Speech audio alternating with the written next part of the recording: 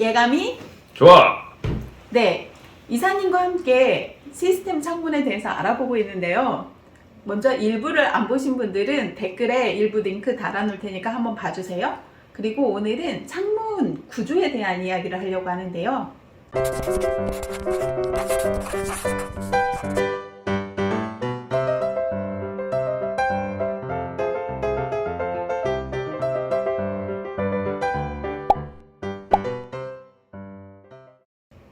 네, 이사님. 네, 오늘 일부에 의해서 또 그 창호에 관련돼서 제가 더 설명을 또 드리도록 하고요. 구조에 대해서 또 유리에 대해서 또 설명을 드릴 수 있게끔 이 샘플을 좀 보여드리면서 말씀드리겠습니다. 네, 그 샘플을 보면서 독일 창호에 대한 구조, 유리에 대해서 설명을 좀 드려보도록 하겠습니다.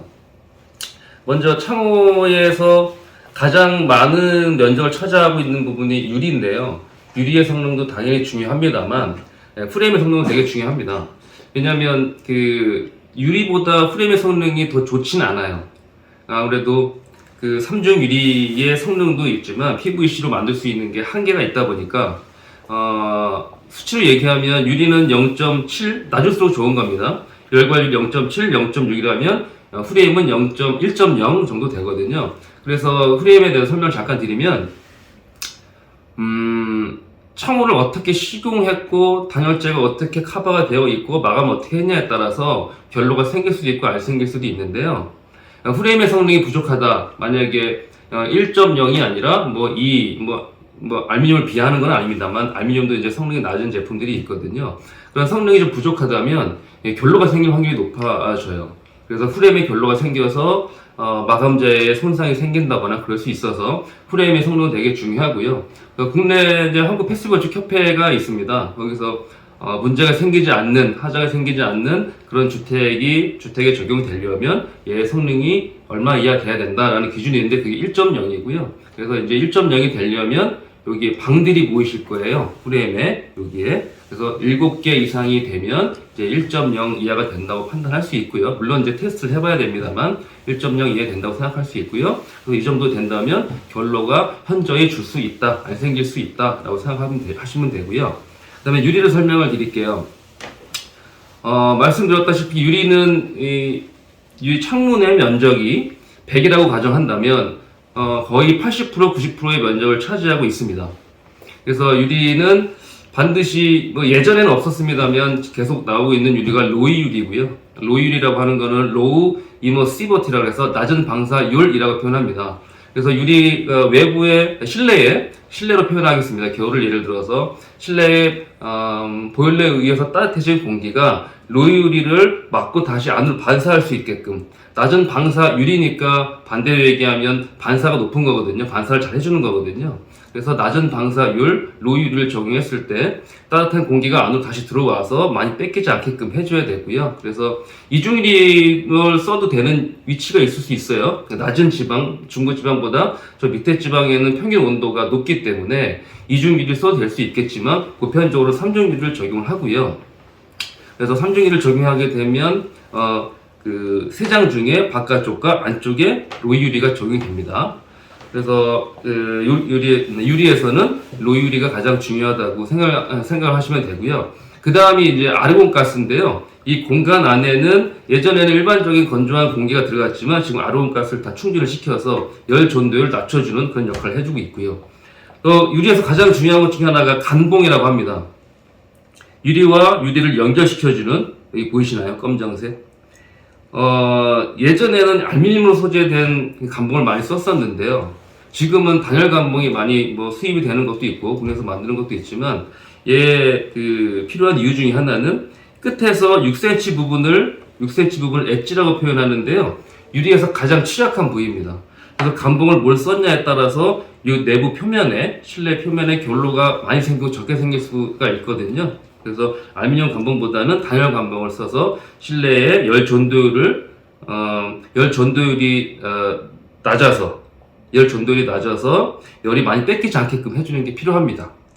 네, 그러면 이 유리에서 우리가 체크해야 될 부분이 아르곤 가스가 들어가는 부분, 예. 단열 감봉을 체크를 해주면 되겠네요. 네, 맞습니다. 네, 이사님, 그리고 우리가 이 창호가 좀 프레임과 유리로 구성이 되어 있잖아요. 예. 그런데 이 프레임 회사와 유리 회사가 다른 회사잖아요. 그렇죠. 네, 시공을 한 이후에 우리 집에서 하자가 생겼다. 저는 이 유리 하자가 생겼으면 유리 업체를 찾아야 되나요? 이 하자에 대한 책임은 누가 지는 건가요? 만약에 건축사님께서 창호를 계약하셨다면, 저랑 하셨다면 창호랑 유리 포함해서 저랑 하셨을 거예요.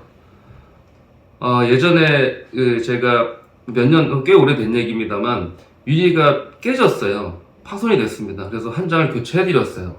근데 2번 깨졌고 3번이 깨져가지고 유리회사에다 얘기했어요. 왜 깨질까를 서로 논의하다가 어떤 문제를 발견해서 전체 다 교체를 해드린 적이 있었거든요. 근데 물론 건축주님은 저한테 얘기하시면 되는 거고 저는 유리회사와 상의하면 되는 거기 때문에 그 계약한 창호회사와 얘기하시면 됩니다. 그리고 그 회사가 책임지는 게 맞는 거고요. 그러면 그 회사는 유리랑 협의하실 거고요. 예. 네.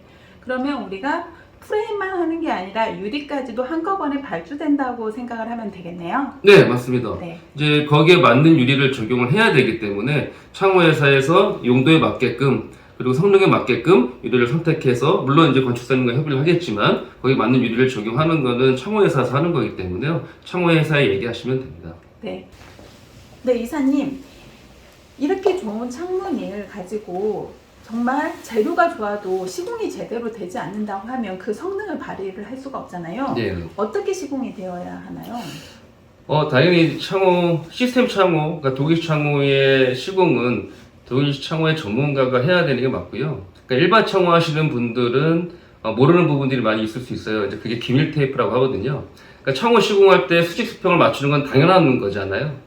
그리고 그 기밀성이 잘 돼야 되는데 창문의 기밀성은 아까 보여드렸다시피 창문 자체로 기밀이 되겠지만 창호 시공하기 위해서 벽체와 이 이격을 두어서 시공을 하거든요. 이 공간에도 기밀을 해줘야 돼요. 왜냐하면 그 외부에서 마감 사이로 마감재 사이로 물이 들어온다거나 아니면은 마감재 사이도 제대로 밀실하지 않다면 바람을 타고 들어올 수도 있고 또 습기가 이동할 수도 있고 하거든요.